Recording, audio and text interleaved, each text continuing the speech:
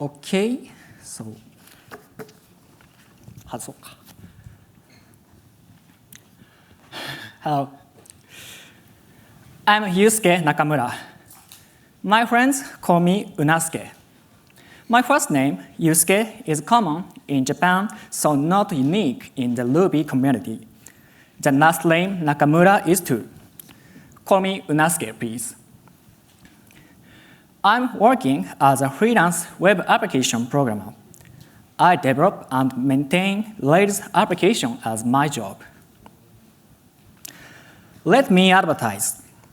Tori-san, who talking now at the Open Studio, holds a Ruby's book authored stamp rally. I'm self-publishing my photo book. Do you understand what I am saying? I'm not sure either. Anyway, I'm also an author of a book. I can give you a stamp, okay? And on the last day, there is a music event called Ruby Music Mixing 2023 by Pixiv. I'm one of the DJs at this party. Let's dance. So, have you heard of the Ruby Association grant? I applied for the grant last year and it was accepted. The project ended in March.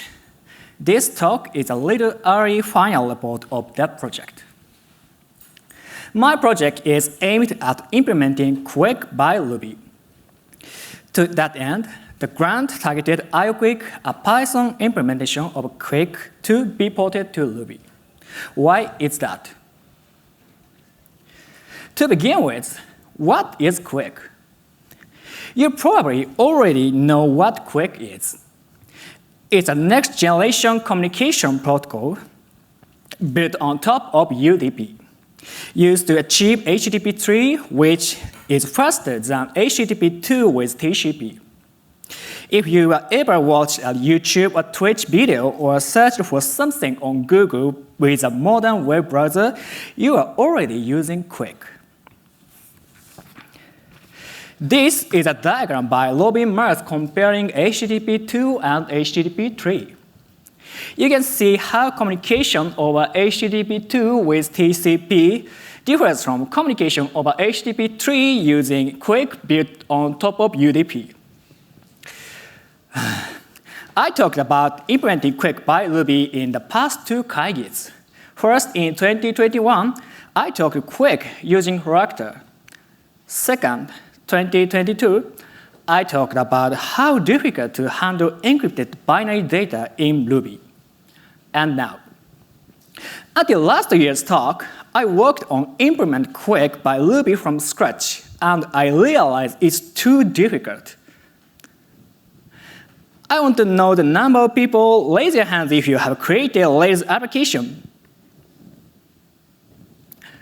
Okay, and raise your hand if you have implemented QUIC protocol. Okay, thanks.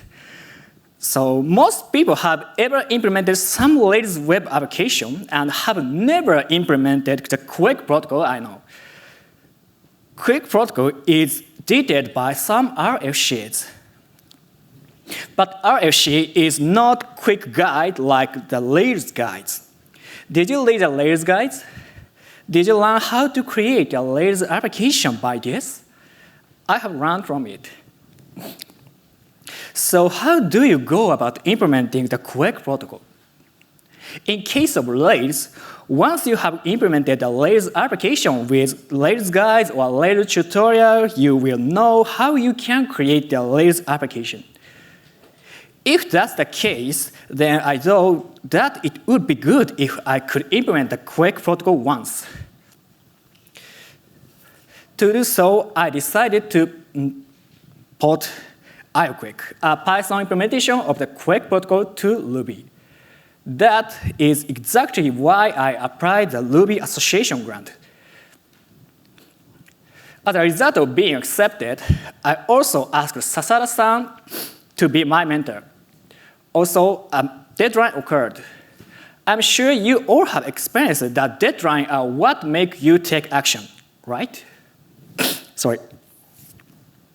This is the background of what I ported QUIC, a Python library, to Ruby. Now, these are three things I will talk about today. Porting from Python to Ruby. Python is said to be a language similar to Ruby. Still porting it has been a challenge. I will talk about that.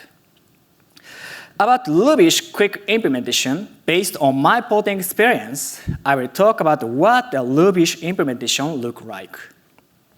Finally, I would like to talk about where my QUIC implementation aims to go.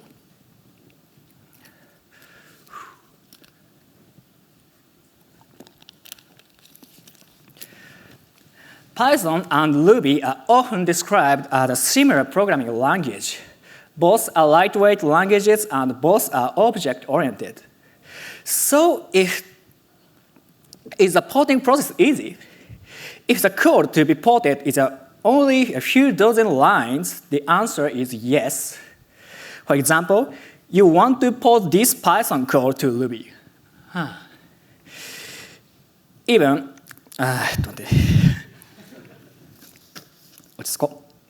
Even if you are not very familiar with Python, you can imagine how it looked like in Ruby. Array, print, array, okay. But QUIC has 18,000 lines of Python code in total. The volume of code to be ported was the first challenge. I will now talk my experience porting a large amount of Python code. Before I start, I decided on a few things before porting. First of all, I ported the internal data structure and the module structure of QUIC to Ruby in almost the same structure. This is because the QUIC protocol is complex and the QUIC library is a library composed a lot of code. I thought that if I carelessly change the structure, I would either get stuck porting it or require a lot of man-hours to modify it.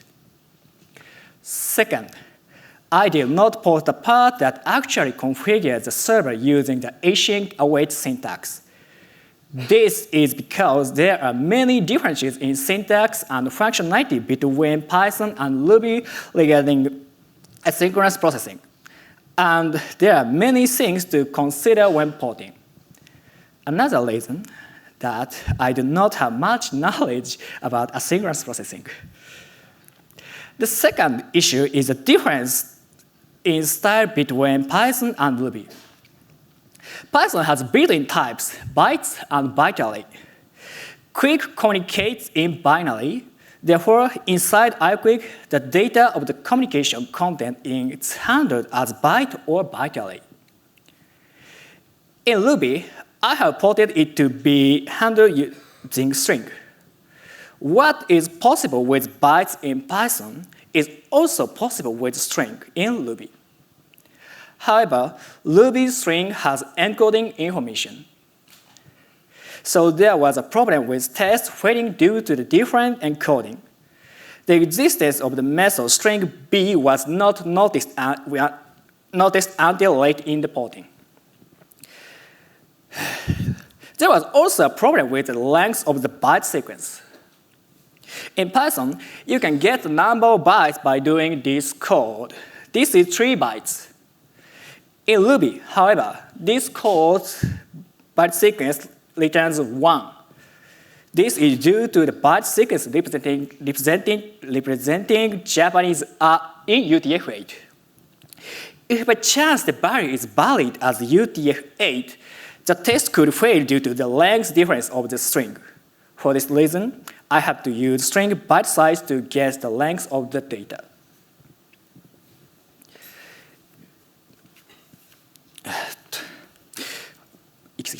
This may be a problem that can be solved by adapting I/O buffer. There is no deep reason for me to adapt string. If you have the opportunity to implement QUIC or TLS in the future, you may consider adapting I/O buffer.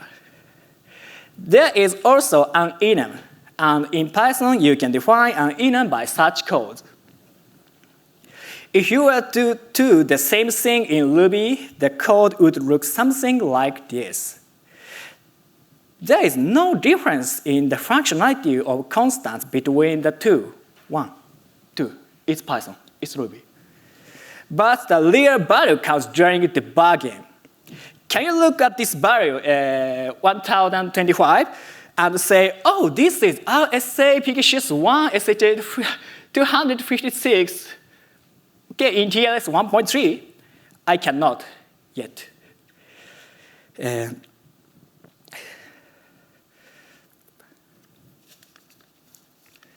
In Python, I know the name of the enum value. In Ruby, I can only know the value.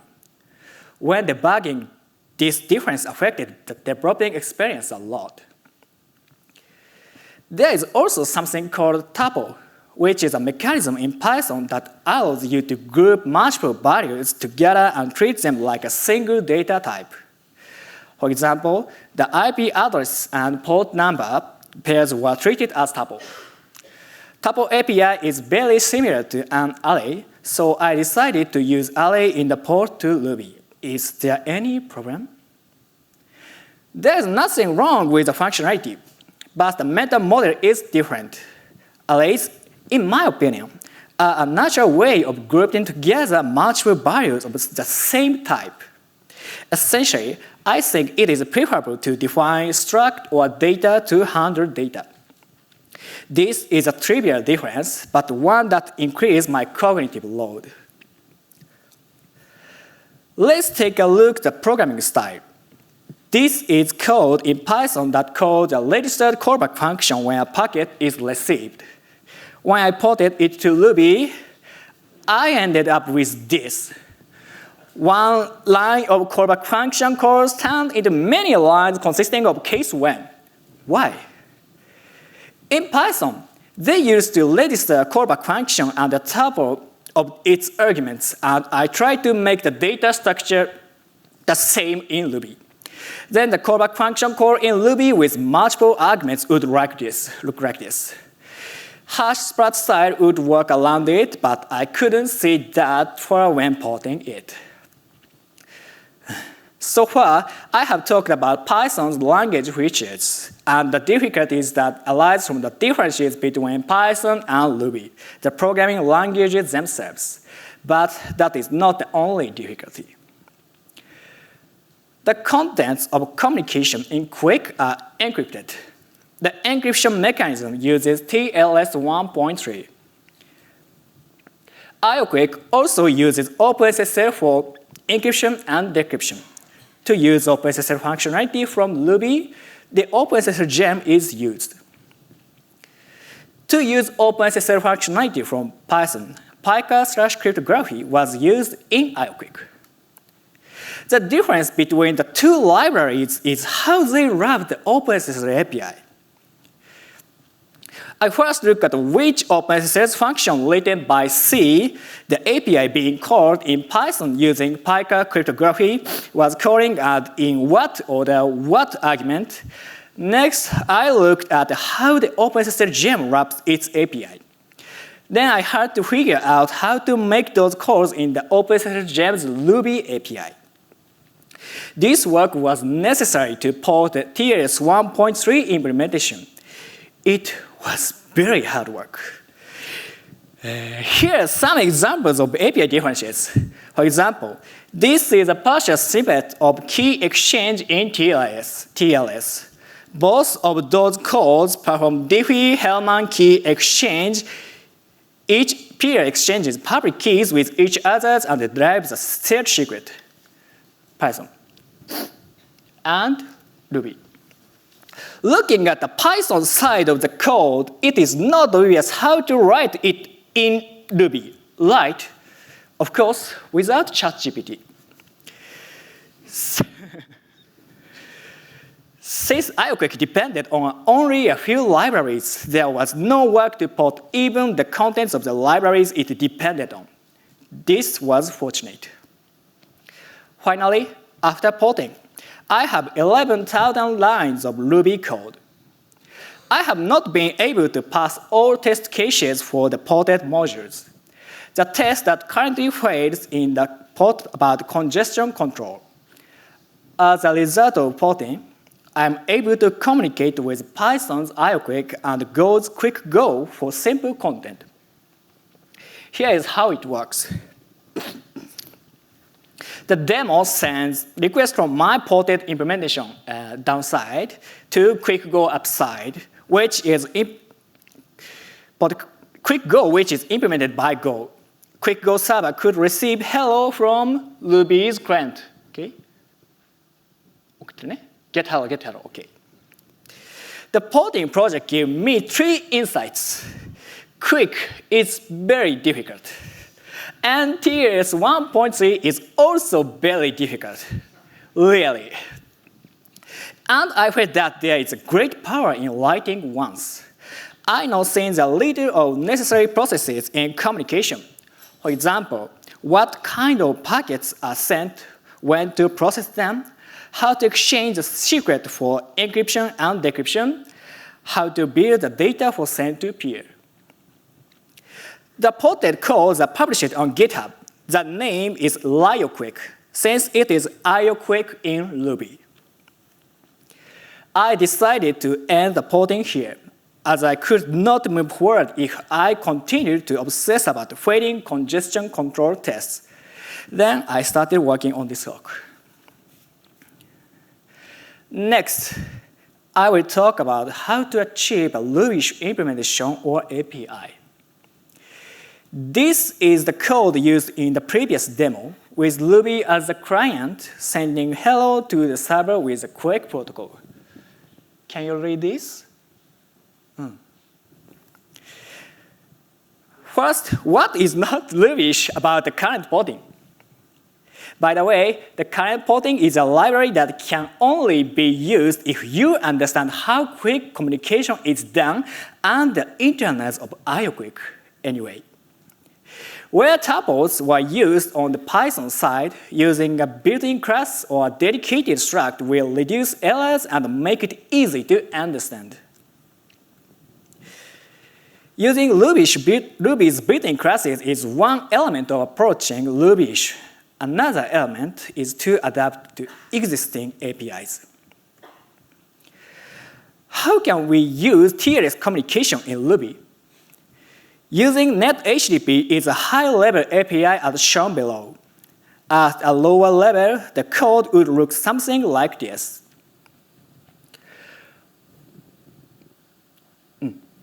Also, people listening to this talk will have heard about a library called Faraday. It would be very Ruby-ish if we could provide something like this as a very high-level API. 簡単だよね、これ。Or could provide an interface similar to NetHTTP as Faraday wraps NetHTTP. In other words, this is a NetHTTP style API. I thinking it. In other words, by providing such an API, it becomes Ruby-ish. For example, I have talked about so far. I don't have working code yet. Are you looking forward to seeing how far you become at next year's RubyKaigi? Now for the last topic. It is about how the QUIC implementation I'm working on should be. Raise your hand if you are developing a Rails application that runs in your production environment. Now raise your hand if you are not using a reverse proxy or a load balancer like Nginx. I think only a few people use it. Few. ゼロかな? I think only a few people using Rails application in production without load balancer or reverse proxy. Yes, everyone uses Nginx or their cloud provider's load balancer. In other words, few people are doing TLS termination with Ruby. The reason is that there is a speed penalty for TLS termination in Ruby. Of course, there are other reasons to use a load balancer. The QUIC protocol includes TLS termination in its internal processing. Essentially, Ruby cannot avoid the speed penalty. So how about implementing it in a fast programming language such as C or Rust? This is what Samuel-san is trying to do by using C implementation called NZTCP2 from a gem called protocol QUIC. I have not asked him about this, but it is probably true. I will go listen to Samuel-san's tomorrow talk. NZTCP2 is a library that is also used in CURL, C-U-R-L. It has a lot of experience, so if you want to handle QUIC in a production environment with Ruby, Protocol QUIC is a good candidate. So where could pure Ruby implementations be used? I thought there are two areas where it might be worthwhile to use pure Ruby. The first is the area of research. At an IETF meeting not long ago, I had the opportunity to talk with a student who was doing research on the QUIC protocol. He was experimenting with modifying the internals of the QUIC implementation for his research on congestion control. Here I'm thinking that if there is an implementation that is easy to modify the internal behavior, it could be useful for research application. Second is a QUIC implementation itself. When implementing QUIC, it is useful for debugging if you can really create data with specific structure. However, I hear that QUIC and HTTP3 do not have such a library yet. I hope that a library can be created to fill this role. This is also something that I discovered at the IETF meeting when I talked with a person who is creating a Ruby implementation. 時間が余るかもしれません。Well, I have talked about this at length, but there is one thing I haven't talked about, and that is my motivation. There are already several fast, quick implementations written in C or Rust. And if you want to deal with QUIC from Ruby, it is better to create something that wraps those implementations. In fact, Samuel-san has created such a library using NZTCP2. There is a wiki with a list of QUIC implementations. Here are the various QUIC implementations: C, C++, Rust, Java, Go, Python. I don't see any Ruby. Here's why. Ruby is a major programming language, but its name is not here. So I would like to add Ruby to the group here if possible. This project still needs a lot of time. I don't know how much you all need, but I will do my best. Now let's get to the summary of this talk. To create a QUIC implementation, I first ported the Python implementation to Ruby. This was difficult due to differences in language features and library APIs. This was completed enough to be able to communicate with implementations in other languages. I intend to use this knowledge to create a Ruby-ish implementation. This will be something that uses Ruby's built-in classes and existing idioms can be applied. The area of use for that implementation is to help people with research and implementing QUIC. How many years will this take? I don't know either. Finally, I would like to give my acknowledgements. First, Ruby Association. Thank you for adopting my project. Sasada-san, thank you for supporting me as my mentor of the project. Kuwayama-san, who was released the Ruby implementation of TLS TTTLS 1.3 gem. I have used your implementation very much as a reference in porting TLS. Thank you very much. And thank you Daisuke, as known as Oshoyu, who helped me to make this talk and will talk next in this room. That's all. Thank you very much.